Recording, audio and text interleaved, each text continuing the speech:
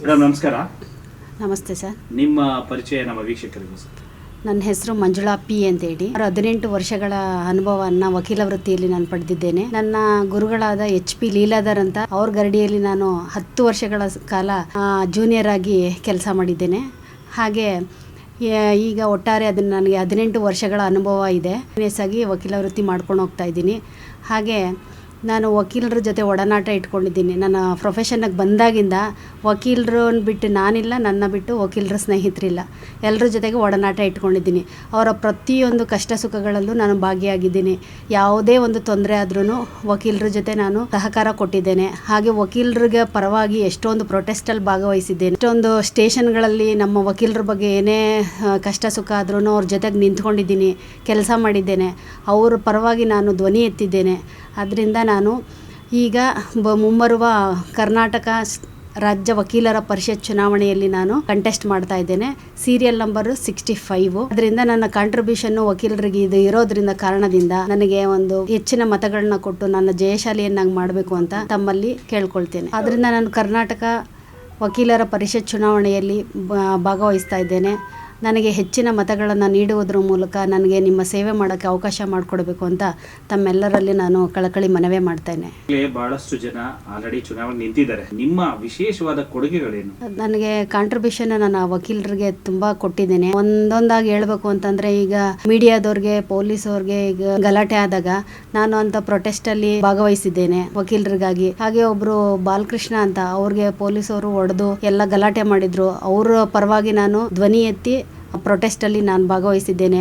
ಹಾಗೆ ಜೀವ ಅಂತ ಒಂದು ವಕೀಲ, ಅವರ ಪರವಾಗಿ ನಾನು ಧ್ವನಿ ಎತ್ತಿದ್ದೇನೆ. ಪ್ರತಿಯೊಂದು ವಕೀಲರಿಗೆ ಇಂಡಿಪೆಂಡೆಂಟ್ ಆಗಿ ಯಾರೇ ಬಂದು ನನ್ನ ಹತ್ರ ಏನೇ ಈ ತರ ಪ್ರಾಬ್ಲಮ್ ಇದೆ ಅಂತ ಹೇಳಿದಾಗ ಅವ್ರ ಜೊತೆ ಕೈ ಜೋಡಿಸಿದ್ದೇನೆ. ಈ ಎಲ್ಲ ಕಾರಣಗಳನ್ನ ಪರಿಗಣಿಸಿ ನಾನು ಇನ್ನು ಮುಂದೆ ಸೇವೆ ಮಾಡೋದಕ್ಕೆ ನಿಮಗೆ ಅವಕಾಶ ಮಾಡಿಕೊಡ್ಬೇಕು ಅಂತ ನಾನು ನಿಮ್ಮಲ್ಲಿ ಮನವಿ ಇಡ್ತಾ ಇದ್ದೇನೆ. ಹೆಚ್ಚಿನ ಮತಗಳಿಂದ ನನ್ನನ್ನು ಆಯ್ಕೆ ಮಾಡಿದ್ದಲ್ಲಿ ನಿಮ್ಮ ಸೇವೆಗೆ ಸದಾ ಸಿದ್ಧ ಇಡ್ತೇನೆ ಅಂತ ಭರವಸೆ ಕೊಡ್ತಾ ನಾನು ಮತಯಾಚನೆ ಮಾಡ್ತಾ ಇದ್ದೀನಿ.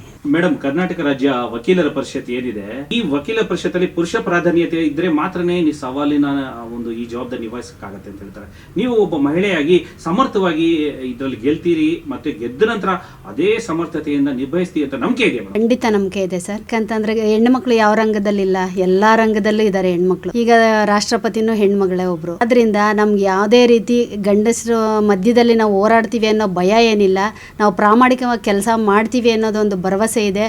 ಹಾಗೂ ಪ್ರಾಮಾಣಿಕತೆಗೆ ಬೆಲೆ ಇದೆ ಅಂದ್ಕೊಂಡು ಲೇಡೀಸ್ಗೆ ಏನಾದರೂ ಒಂದು ಅವಕಾಶ ಕೊಟ್ಟರೆ ಮುಂದಿನ ದಿನಗಳಲ್ಲಿ ಇನ್ನೂ ಲೇಡೀಸ್ ಕಂಟೆಸ್ಟೆಂಟ್ಸ್ ಜಾಸ್ತಿ ಆಗ್ತಾರೆ. ನಮ್ಮ ಮೂಲಕ ಆದ್ರೂ ಇನ್ಮೇಲೆ ಲೇಡೀಸ್ಗಳು ಈ ಮತಯಾಚನೆಗೆ ಬರ್ತಾರೆ ಹಾಗೂ ಎಲ್ಲ ರಂಗದಲ್ಲೂ ಇರ್ತಾರೆ. ಈ ರಂಗದಲ್ಲಿ ಈಗ ಬಾರ್ ಕೌನ್ಸಿಲಲ್ಲಿ ಇಲ್ಲಿವರೆಗೂ ಯಾವುದೇ ಹೆಣ್ಣುಮಗಳು ಒಬ್ಬಳು ಸೆಲೆಕ್ಟ್ ಆಗಿಲ್ಲ. ಈ ಸರಿ ನಮ್ಮನ್ನೇನಾದರೂ ನೀವು ಆಯ್ಕೆ ಮಾಡಿದ್ದೆ ಅಲ್ಲಿ ಹೆಣ್ಮಕ್ಳದ್ದು ಬಲಾಬಲಗಳು ಏನಿದೆ ಅನ್ನೋದನ್ನು ನಾವು ಪ್ರೂವ್ ಮಾಡ್ತೀವಿ. ಒಂದು ಅವಕಾಶ ಕೊಡ್ತಾರೆ ನಮ್ಮ ವಕೀಲರು. ಈ ಸರಿ 5 ಪೋಸ್ಟ್ ಇದೆ. ಖಂಡಿತ ಅದರಲ್ಲಿ ನಾನು ಒಬ್ಬಳಾಗಿರ್ತೀನಿ. ನನಗೆಲ್ಲರೂ ಬೆಂಬಲ ಕೊಡ್ತಾರೆ ಅಂತ ನಂಬ್ಕೊಂಡು ನಾನು ನೆಕ್ಸ್ಟ್ ಎಲೆಕ್ಷನ್ ಬರೋ ಅಷ್ಟರಲ್ಲಿ ತುಂಬ ಜನ ಮಹಿಳೆಯರಿಗೆ ಪ್ರೋತ್ಸಾಹ ಕೊಡ್ತೀನಿ ಅಂತ ಒಂದು ಭರವಸೆ ಕೊಡ್ತಾ ನಾನು ವಕೀಲರ ಪರಿಷತ್ನಲ್ಲಿ ಫಸ್ಟ್ ಪ್ರಿಫರೆನ್ಷಿಯಲ್ ವೋಟ್ ನನಗೆ ಕೊಟ್ಟು ಜಯಶೀಲನಾಗಿ ಮಾಡಬೇಕು ಅಂತ ತಮ್ಮಲ್ಲಿ ಕಳಕಳಿ ಮನವಿ ಮಾಡ್ತೇನೆ. ನನ್ನ ಪ್ರಣಾಳಿಕೆಗಳನ್ನ ನಾನು 5 ಅಜೆಂಡಾಗಳನ್ನ ಇಟ್ಕೊಂಡಿದ್ದೀನಿ. ಇದನ್ನು ಮಾಡಲೇಬೇಕು ಅಂತ. ಮೊದಲನೇದಾಗಿ, ಈಗಾಗಲೇ ವೆಲ್ಫೇರ್ ಫಂಡ್ ಏನಿದೆ 8 ಲಕ್ಷ ಇದೆ, ಅದನ್ನು 25 ಲಕ್ಷಕ್ಕೆ ಹೆಚ್ಚಿಗೆ ಮಾಡಬೇಕು. ಅದರ ಬಗ್ಗೆ ನಾನು ಧ್ವನಿ ಎತ್ತುತ್ತೇನೆ. ಎರಡನೇದು ಬಂದು ನೋಟ್ರಿ ಇಲ್ಲಿವರೆಗೂ 2021 ಇಂದ ಇಲ್ಲಿವರೆಗೂ ನಮ್ಮ ಕರ್ನಾಟಕದಲ್ಲಿ ಯಾವುದೂ ಆಯ್ಕೆ ಮಾಡಿಲ್ಲ. ಅದರಿಂದ ನೋಟ್ರಿ ಅವ್ರಿಗೆ ಆಯ್ಕೆ ಮಾಡಬೇಕು ಅತ್ಯಂತ ತ್ವರಿತಗತಿಯಲ್ಲಿ ಅಂತ ಕೇಂದ್ರ ಸರ್ಕಾರದ ಮುಂದೆ ಇಡ್ತೇನೆ. ಹಾಗೆ ಮೂರನೇದು ಬಂದು, ಯಾರೇ ಸ್ವಯಂ ನಿವೃತ್ತಿ ಘೋಷಣೆ ಮಾಡಿದ್ರು ಅವ್ರಿಗೆ ಒಂದು ವರ್ಷಕ್ಕೊಂದ್ಸರಿ ಒಂದು ಸಮಾರಂಭ ಮಾಡಿ ಅವ್ರಿಗೆ ನೆನಪಿನ ಕಾಣಿಕೆ ಕೊಟ್ಟು ಅವರ ಗೌರವಯುತವಾಗಿ ಬೀಳ್ಕೊಡ್ಬೇಕು ಅನ್ನೋದು ನಂದೊಂದು ಪ್ರಣಾಳಿಕೆಯಲ್ಲಿ ಇದೆ. ಮೇಡಮ್, ನಿಮ್ಮ ವಕೀಲರ ಪರಿಷತ್ತಿಗೆ ಸ್ವಂತವಾದ ಕಟ್ಟಡ ಇಲ್ಲ. ಆ ಕಟ್ಟಡಕ್ಕೆ ಏನಾದರೂ ಡಿಮ್ಯಾಂಡ್ ನಿಮ್ಮ ಅಜೆಂಡಾದಲ್ಲಿ ಇಡ್ತಿದ್ದೀರಾ? ಕರ್ನಾಟಕ ರಾಜ್ಯ ಸರ್ಕಾರಕ್ಕೆ ನಾನು 5 ಗುಂಟೆ ಜಮೀನನ್ನು ಮಂಜೂರು ಮಾಡಿಸ್ಕೊಂಡು ಅದರಲ್ಲಿ ಲೋಕೋಪಯೋಗಿ ಇಲಾಖೆಯಿಂದ ಕಟ್ಟಡ ನಿರ್ಮಾಣ ಮಾಡೋದಕ್ಕೆ ಮನವಿ ಇಡ್ತೇನೆ. ಪ್ರಣಾಳಿಕೆಯಲ್ಲಿ ಇನ್ನೊಂದಿದೆ, ಹೊಸದಾಗಿ ಯಾರು ವಕೀಲ ವೃತ್ತಿನ ಪ್ರಾರಂಭ ಮಾಡ್ತಾರೆ ಅವ್ರಿಗೆ ಸರಿಯಾದ ಗೈಡ್ಲೈನ್ಸ್ ಕೊಟ್ಟು ನುರಿತ ವಕೀಲರಿಂದ ಅವ್ರಿಗೆ ಒಂದು ವರ್ಕ್ಶಾಪ್ಗಳು ಮಾಡಬೇಕು ಅನ್ನೋದು ನನ್ನ ಅಜೆಂಡಾದಲ್ಲಿದೆ. ಈಗ ಮಹಿಳೆಯರಿಗೆ ಅಂತಾನೆ ರೆಪ್ರೆಸೆಂಟೇಟಿವ್ 5 ಜನ ಇರಬೇಕು ಅಂದ್ಬಿಟ್ಟು ಸುಪ್ರೀಂ ಕೋರ್ಟ್ ಆರ್ಡರ್ ತಗೊಂಡ್ಬಂದಿದೆ. ಆದ್ರಿಂದ ನಾವು ಕಂಟೆಸ್ಟ್ ಮಾಡಬೇಕು. ಈಗ ರಿಸರ್ವೇಶನ್ ಅಂತ ಏನ್ ಕೊಟ್ಟಿಲ್ಲ, ಆದ್ರೂ ನಾವು ಪ್ರಾಮಾಣಿಕವಾಗಿ ಆಲ್ರೆಡಿ ನಾನು ಲಾಸ್ಟ್ ಅಸೋಸಿಯೇಷನ್ ಚುನಾವಣೆನೂ ಎದುರಿಸಿದ್ದೀನಿ. ನನಗೆ ಎಲ್ಲಾ ರೀತಿಯ ಅನುಭವ ಇದೆ. ಈ ಎಲ್ಲ ನಾನು ಪ್ರಾಮಾಣಿಕವಾಗಿ ಕೆಲಸ ಮಾಡ್ತೀನಿ ಅಂತ ಎಲ್ಲಾ ವಕೀಲರ ಮನಗೆದ್ದಿರೋದ್ರಿಂದ ನನಗೆ ಭರವಸೆ ಇದೆ, ಅವ್ರು ವೋಟ್ ಮಾಡ್ತಾರೆ, ನನ್ನನ್ನು ಗೆಲ್ಲಿಸ್ತಾರೆ ಅಂತ. ಆದ್ರಿಂದ ನಾನು ಕಂಟೆಸ್ಟ್ ಮಾಡಿ ಜಯ ಸಾಧಿಸ್ತೀನಿ ಅನ್ನೋದು ನನಗೊಂದು ಭರವಸೆ ಇದೆ. ಈಗ ಪ್ರಮೀಳಾ ನೇಸರ್ಗಿ ಅವರು ಮಹಿಳೆಯಾಗಿ ಈಗಾಗಲೇ ಆಯ್ಕೆಯಾಗಿದ್ರು, ಸಮರ್ಥವಾಗಿ ಆಡಳಿತ ಮಾಡಿದ್ದಾರೆ. ಈಗ ಮತ್ತೇನು ಹೊಸದಾಗಿ 5 ಜನ ರೆಪ್ರೆಸೆಂಟೇಟಿವ್ ಕಂಪಲ್ಸರಿ ಅಂತ ಇದೆ ಅಂತಿದೆಯಲ್ಲ, ಸೊ ಇದರಲ್ಲಿ ನೀವು ಪಾಲ್ಗೊಳ್ತಾ ಇದ್ದೀರಾ?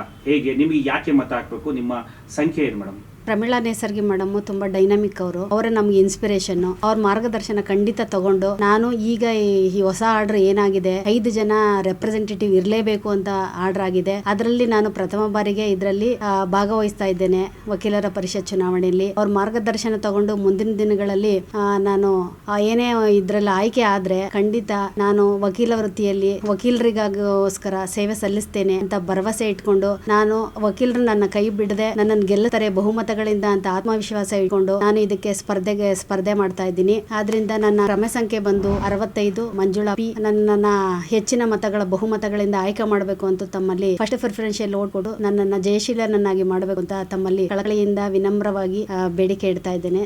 ಧನ್ಯವಾದಗಳು.